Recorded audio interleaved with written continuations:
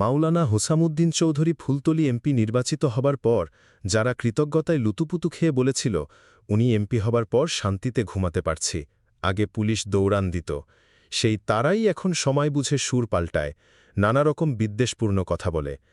বিগত সরকারের অধীনে নির্বাচনে অংশ নেওয়া কতটা সঠিক ছিল এটা নিয়ে বিস্তর আলোচনা হতে পারে, যে কেউ গঠনমূলক সমালোচনা করতে পারেন। কিন্তু গঠনমূলক সমালোচনা আর গোপনে লালিত বিদ্বেষ থেকে ছড়ানো ঘৃণা ভিন্ন বিষয়। জকিগঞ্জ কানাইঘাটের মানুষ একটা উদাহরণ কি দিতে পারবেন যে মাওলানা হুসামুদ্দিন চৌধুরী এমপি হবার পর তিনি ক্ষমতার ন্যূনতম অপব্যবহার করেছেন, কাউকে হয়রানি করেছেন, কারো হক নষ্ট করেছেন, তার কথা কিংবা কাজ দিয়ে কাউকে আঘাত করেছেন? এরকম একটা নজিরও তো কেউ দেখাতে পারেনি।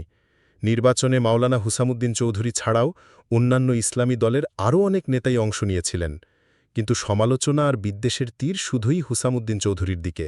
কেন? শেখ হাসিনাকে কোন কোন ইসলামী দলের কোন কোন নেতা কি রকমভাবে তোষামত করেছেন, আনন্দে আত্মহারা হয়ে কারা কোন উপাধি দিয়েছেন, সেই সব উদাহরণ নাই টানলাম। ইসলামী শিক্ষার স্বকীয়তা রক্ষা করাই ছিল মাওলানা হুসামুদ্দিন চৌধুরীর সংসদে যাওয়ার অন্যতম প্রধান লক্ষ্য। সংসদে দাঁড়িয়ে দেশের শিক্ষা ব্যবস্থাকে ইবলিসি শিক্ষা ব্যবস্থা বলার হিম্মত কজন রাখে?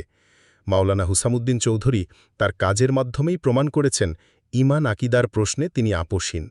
জকিগঞ্জ কানাইঘাটের কৃতজ্ঞ মানুষ যারা, তারা নিশ্চয়ই সাক্ষী দিবেন, মাত্র ৭ মাসে একজন এমপির কাছ থেকে সাধারণ জনগণ যা আশা করে, মাওলানা হুসামুদ্দিন চৌধুরীর কাছ থেকে তারা তার চেয়ে অনেক বেশিই পেয়েছেন। গঠনমূলক সমালোচনাকে আমরা স্বাগত জানাই, তবে ঘৃণা আর বিদ্বেষমূলক কথাবার্তা ভেতরে জমানো আক্রোশকে সামনে নিয়ে আসে। একজন হুসামুদ্দিন চৌধুরী এই দেশ, জাতি, এই উম্মার সম্পদ। আল্লাহ পাক সকল প্রকার অনিষ্ট থেকে তাকে হেফাজত করুন।